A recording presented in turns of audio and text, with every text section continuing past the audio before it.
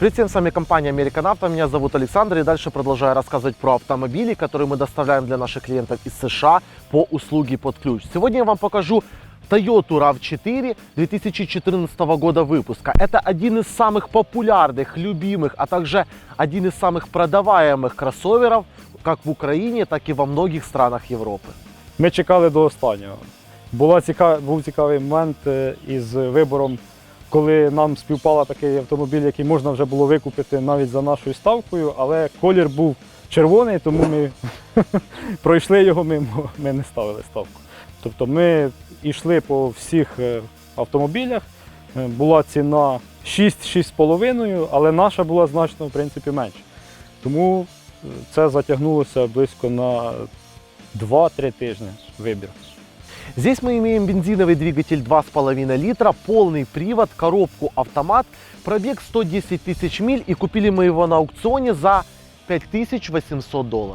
Спочатку ми провіряли автомобіль так, як вона обслуговувалась. Мені менеджер Олексій, в принципі, під кожен автомобіль, який ми не вибирали, він показував його історію. Ставку ми зафіксували для себе 5800.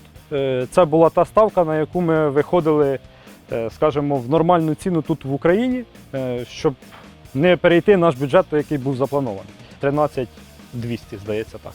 Как ни странно, этот популярный кроссовер на аукционах сложно купить дешево, поскольку его ценят, любят, а также многие хотят приобрести. Из-за этого даже 2012 год выпуска на аукционах стартует минимум от $4000.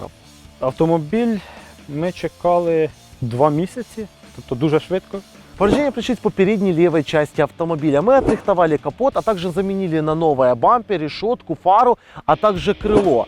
Так як ми прораховували ремонт вже разом із менеджерами компанії American Auto, мені ці цифри сподобались, вони були нормальні, адекватні, і саме вартість цього ремонту.